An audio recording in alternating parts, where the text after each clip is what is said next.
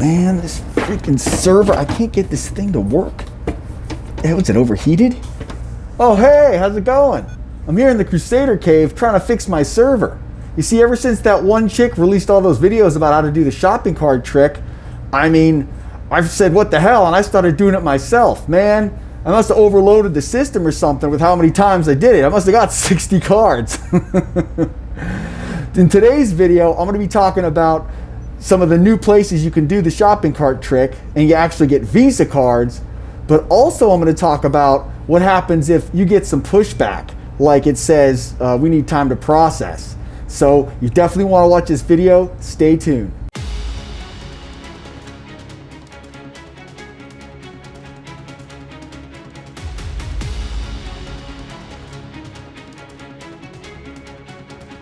All right.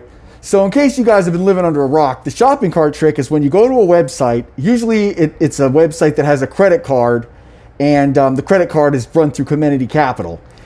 You go to the website, you enter your information, you put at least $250 worth of stuff in your cart, and then when you go to attempt to check out, a pop-up will appear asking if you'd like to apply for a credit card and that you're pre-approved. And if you do so, you don't get a hard inquiry for applying for the card. Now, I did a Victoria's Secret shopping cart trick video previously, so if you want to check that out, there's a description in the link, or a link that will take you to it. It's pretty much the same principle, but there are some new things that have updated since then. Now, instead of the opt-out, opt-in pre-screen, there's another site called Factor Trust. Factor Trust is another place you can go to enter your information into public records. That's very important when it comes to trying to get this pop-up to happen, because they need to have your information that they can match it to in order to have the pop-up appear. Now, so, I'll just go over some of the basics. As far as the shopping cart trick is concerned, you're going to need to use the Chrome browser, because I've seen it work a bunch of times with Chrome. I don't know about other browsers, so I've had the best luck with Chrome, so that's all I use. So Chrome browser is number one. Second, make sure your pop-ups are enabled. Now, as far as that's concerned, a good way to test to see if your pop-ups have been disabled is when you go to these sites, a lot of times you'll see a pop-up like join our email list or sign up for this or that. If you see some sort of pop-up in that capacity, that's a good sign your pop-ups have been disabled, and that you can, if you fit all the right criteria, the actual shopping cart trick pop-up will appear to you. So you need to go into your internet browser and make sure that pop-ups are enabled. You also need to make sure that you're incognito mode when you attempt to do this. Go to the site that you're looking to do this for. The two sites I now recommend are Camping World and Williams-Sonoma. Why? Because not only do they have the shopping cart trick, but you could possibly get a Visa card with it. Visa cards are awesome because you can use them anywhere. So, I mean, the ability or the chance to be able to get a credit card that you can use anywhere that's a Visa without getting a hard inquiry is awesome. I mean, it really is. The only one bad downside to Community Capital is if you do get those cards and age them and want to sell them as authorized user trade lines, you can't do it because they don't post. But besides that, I mean, they're good for building credit. They're good all around. So they give decent limits. So, hey, why not get while the getting's good? So when you go into Williams-Sonoma or Camping World, make sure you put at least $250 worth of items. And then when you enter your information, this is important. It needs to match exactly what's on your credit report and what's on what you entered in the opt-out, opt-in pre-screen in Factor Trust.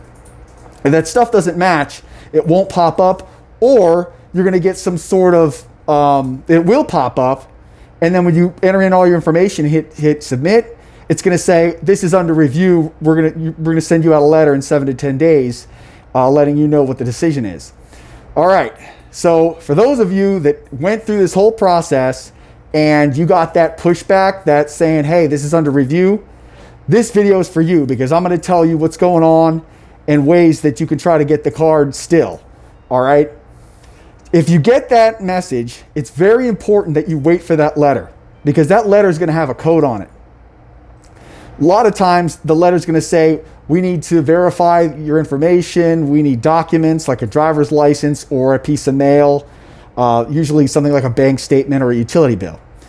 But sometimes, now this is the secret, sometimes if you get that piece of paper and you just call in and give them that code, they'll say, oh no, don't worry about the documents, you're approved for the card.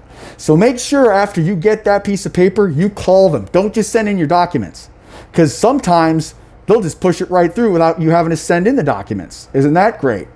Also, there's another reason that this could be happening, and that's if you're using a CPN and someone else with the same CPN number is doing the same thing and already has the card. With CPNs, it's kind of like a race to who gets to which bank before the other guy does, because if two people with the same CPN number get to the same bank, they're going to know that something's not up.